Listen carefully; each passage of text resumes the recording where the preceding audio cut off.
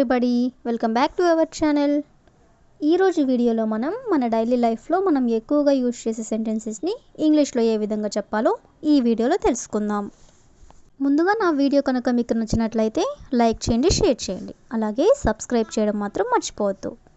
Okay, let's go to the topic.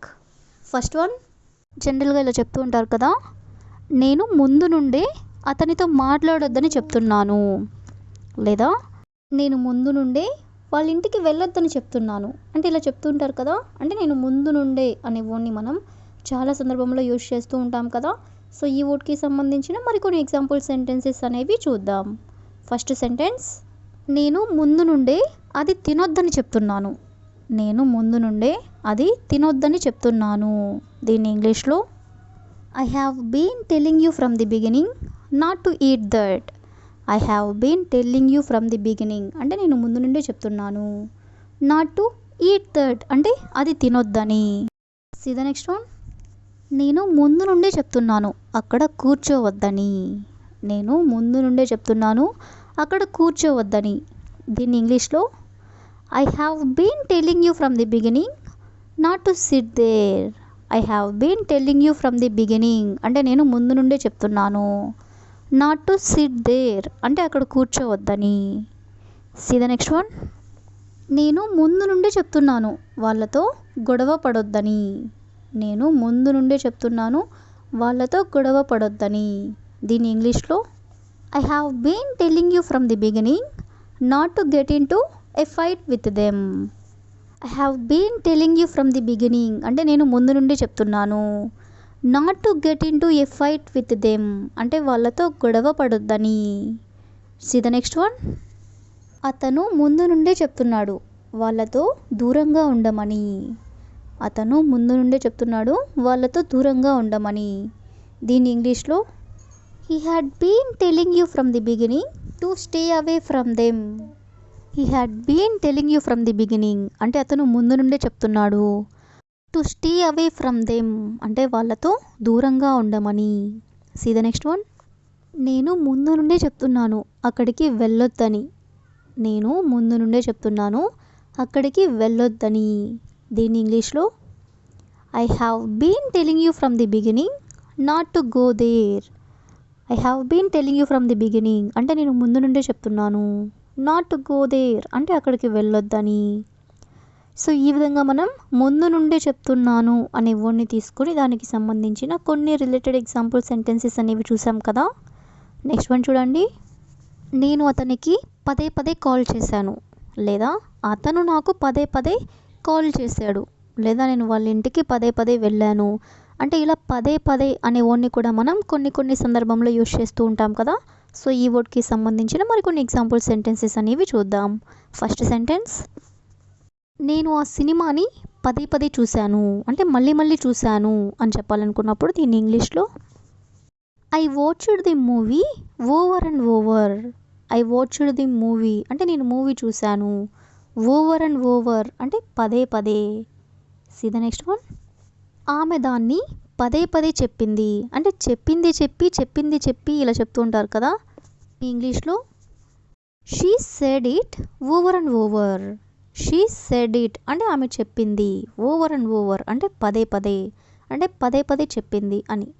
See the next one, అతను పదే పదే ప్రయత్నించాడు. అతను పదే పదే ప్రయత్నించాడు అనేదాన్ని he tried over and over. He tried అంటే అతను ప్రయత్నించాడు. ఓవర్ అండ్ ఓవర్ అంటే పదే పదే. సీ ద నెక్స్ట్ వన్, పాప పదే పదే ఏడ్చింది. పాప పదే పదే ఏడ్చింది అనేదాన్ని the baby cried over and over. The baby cried అంటే పాప ఏడ్చింది. ఓవర్ అండ్ ఓవర్ అంటే పదే పదే. సీ ద నెక్స్ట్ వన్, అతను ఆ పుస్తకాన్ని పదే పదే చదివాడు. అతను ఆ పుస్తకాన్ని పదే పదే అంటే మళ్ళీ చదివాడు అని చెప్పాలనుకున్నప్పుడు he read the book over and over. He read the book over and over అంటే అతను ఆ పుస్తకాన్ని పదే పదే చదివాడు. సీ ద నెక్స్ట్ వన్, వాళ్ళు డ్యాన్స్ని పదే పదే ప్రాక్టీస్ చేశారు. వాళ్ళు డ్యాన్స్ని పదే పదే ప్రాక్టీస్ చేశారు. దీని ఇంగ్లీష్లో they practised the dance over and over. They practised అంటే వాళ్ళు ప్రాక్టీస్ చేశారు. ది డాన్స్ అంటే డాన్స్ని. ఓవర్ అండ్ ఓవర్ అంటే పదే పదే. See the last one. ఆ వారంలో వర్షం పదే పదే పడింది. ఆ వారంలో వర్షం పదే పదే పడింది. దీని ఇంగ్లీష్లో it రైన్డ్ over and over that week. It రైన్డ్ అంటే వర్షం పడింది. ఓవర్ అండ్ ఓవర్ అంటే పదే పదే. దట్ వీక్ అంటే ఆ వారంలో. సో ఈ విధంగా మనం పదే పదే అనే వర్డ్కి సంబంధించిన కొన్ని రిలేటెడ్ ఎగ్జాంపుల్ సెంటెన్సెస్ అనేవి చూసాం కదా. నెక్స్ట్ వన్ చూడండి. పరిస్థితి అదుపు తప్పింది. పరిస్థితి అదుపు తప్పింది. దీని ఇంగ్లీష్లో the situation got out of hand. The situation అంటే పరిస్థితి. గాట్ అవుట్ ఆఫ్ హ్యాండ్ అంటే అదుపు తప్పింది. See the next one. వాదన అదుపు తప్పింది. వాదన అదుపు తప్పింది అనేదాన్ని the argument got out of hand. The argument got out of hand అంటే వాదన అదుపు తప్పింది. See the next one. ఆట అదుపు తప్పింది. ఆట అదుపు తప్పింది అనేదాన్ని the game got out of hand. The game got out of hand అంటే ఆట అదుపు తప్పింది. See the next one. Party అదుపు తప్పింది. పార్టీ అదుపు తప్పింది అనేదాన్ని the party got out of hand. The party got out of hand అంటే పార్టీ అదుపు తప్పింది. Next one. అగ్ని అదుపు తప్పింది.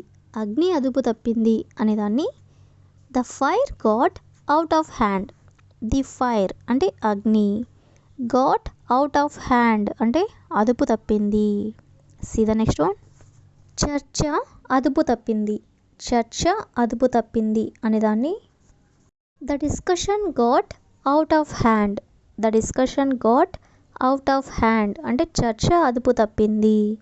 See the next one. నిరసన అదుపు తప్పింది. నిరసన అదుపు తప్పింది అనేదాన్ని the protest got out of hand. The protest got out of hand అంటే నిరసన అదుపు తప్పింది. ప్రొటెస్ట్ అంటే నిరసన. సో ఈ విధంగా మనం అదుపు తప్పడం అనే వర్డ్కి సంబంధించిన కొన్ని రిలేటెడ్ ఎగ్జాంపుల్ సెంటెన్సెస్ అనేవి చూసాం కదా. So that's all for today. I hope you all like this video. Thank you for watching.